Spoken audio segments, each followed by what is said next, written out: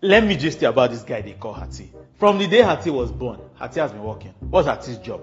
Carry important supply from this place and send it to other vital places. Hati has been working since the day he was made. He has never gone on break, he has never gone on leave, he has not even done holiday. Now, the problem is the day Hati goes on leave or he goes on break, things around him start to die. Why? Because all those people depend on Hati. But the Hati that is doing the work also needs the vital supply of the things that he's supplying himself. So it's very important that Hati himself is fed well, and not just fed well, fed adequately. Problem is that in some places, Hati does not used to eat food like that. They have blocked the pipe that used to feed Hati. And Hati, instead of still taking break, continues to work, thinking that by working harder is going to solve the problem. Sometimes, some people make Hati's job harder, but Hati will try to push against pressure. Why? Because perspire to aspire to recover the container has already entered his blood. If by this point you don't know what I'm describing, you better leave this video and go away, because the major thing that we're describing is your heart. Yes, today is World Heart Day, Abi, and the theme of today is what? Use heart, no heart. Because the better you know, the more you can take care of it. So let's talk. Now, that pokum that's going on inside your chest, what exactly does it mean? Let's now tell you. Inside your heart, there are about 4 rooms. There's the atrium and there's the ventricles. Some of those rooms, which is called the atrium, are responsible from just receiving blood. Some can receive from the lungs, others will receive from the other parts of your body. Then the remaining 2 rooms are called ventricles. They are responsible for forcing blood out of your heart. So whenever they relax and they contract, you hear bokum, bokum, right? Now, it's supposed to be regular. How many times? It should be less than 100 times at rest. If it's more than that, it's a problem of something we know as tachycardia, which could mean that something is going on, that your heart is beating faster than normal. If it's lesser than 60 beats per minute, sometimes it could be a problem that is known as what? Bradycardia.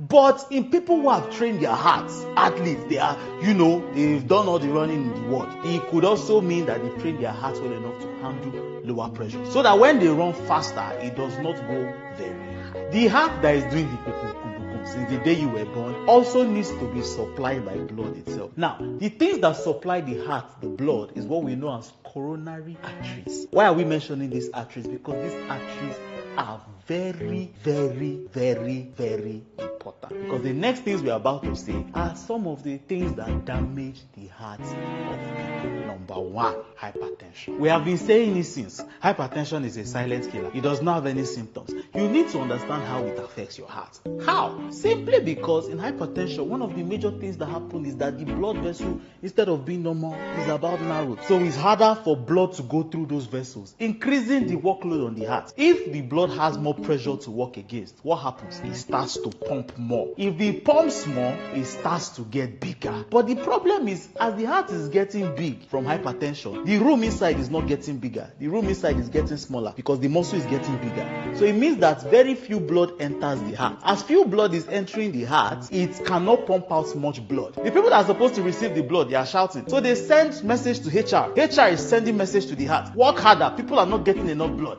It continues to pump. The more it pumps harder, the bigger it gets. At some point, they have to give up and say, I'm tired of working. That's what we know as heart failure. Another thing that also affects the heart is cholesterol. You see, this one is very important because some of the things you people are eating is causing problem for you, especially people that like junk food everywhere. Some of the things they do is that they increase the level of cholesterol in your body. But not just any kind of cholesterol, they increase the one we call LDL, which is low density lipoprotein, which is bad for your heart in very high amounts. Now, what this cholesterol does is that after a while, if it's too much, because the body does not like to waste things, it will go and start dumping it in places, which is where? Sometimes inside your blood vessel. So you can have your blood vessel like this and it has dumped it inside. If it dumps it inside, it reduces the space that is inside the blood vessel, increasing the pressure that the heart needs to pump against. Other times, it can even deposit in the vessels that supply the heart. Remember, we talked about the coronary arteries. Some of you have already forgotten. Come back.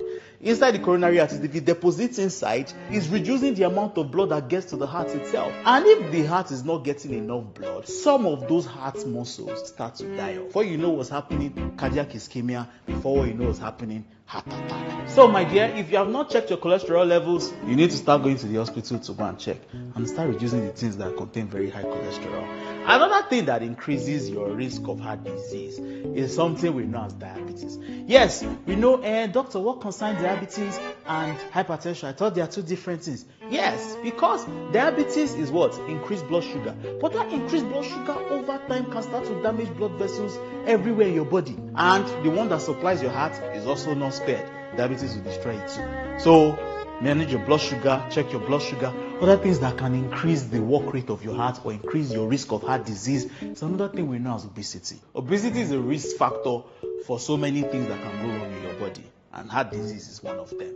Look, see, if you are smoking and you are still watching this video, usually smoking cigarette, tobacco is part of the problems also. Why? We talked about smoking reducing blood supply to certain organs, and your heart is also part of the problem.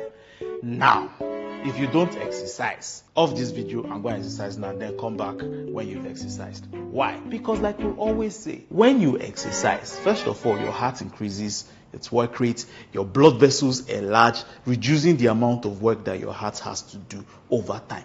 Most importantly is keeping your heart healthy. It's very simple. So, my dear, go and exercise. So, use heart, no heart. We are here. Let's now bring it down to what we can understand. Emeka, you go out with your friends. They are smoking shisha. We join them and smoke shisha. Meanwhile, your father has hypertension. Your mother has hypertension. Your father's uncle's sister's son has hypertension. Her uncle's sister's uncle's mom's aunt. You understand where I'm going to? In other words, there's a risk factor for hypertension that is in your family line. They should not catch you near it. Am I saying that people that don't have risk factor can continue smoking as much as they like? No. Don't hear what I'm not saying. What I'm saying is that there are certain particular risk factors that are with you. Or you find out that you're beginning to add a little bit of weight recently that is unhealthy. You climb 5 flights of stairs. Your heart is beating as if it wants to fall out. You need to understand that that is when you should take note and start to take better care of your heart before things go south. Or you have a very stressful job. Yes, I understand. But there's risk factor of hypertension. You should start taking care of your heart. Or you, around you is nonsense food. But you know that,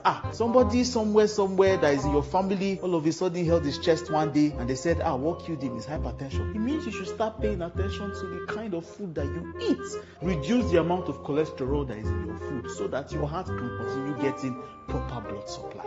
But what's important for almost everybody is this. Number one, you should exercise. No matter how many forms of exercise, if you cannot run, walk. So try to do at least 10,000 steps per day. Number two, stop smoking. See, there's no benefit of smoking in this world. Tell me one benefit that's good for your body. None. So why are you taking it? Number three, alcohol. Yes, those of you who take insane amounts of alcohol, it also affects your heart. Number four, check your blood sugar. Look, any combination of diabetes and hypertension or heart disease at the same time is usually very deadly. One final thing that I need you to understand is that there are some things you can change and there are some things you can't change when it comes to risk factors for heart disease. But we'll start from the things you cannot change. Number one is your age. Because over 35, the risk for coronary heart disease starts to increase. Number two is your gender. It has been found through research that men are more at risk of heart disease. Number three, if you're black, you need to know that you are at higher risk of heart disease than other people. Look, the things that you can change, that is why we are here, so that you can focus on those ones.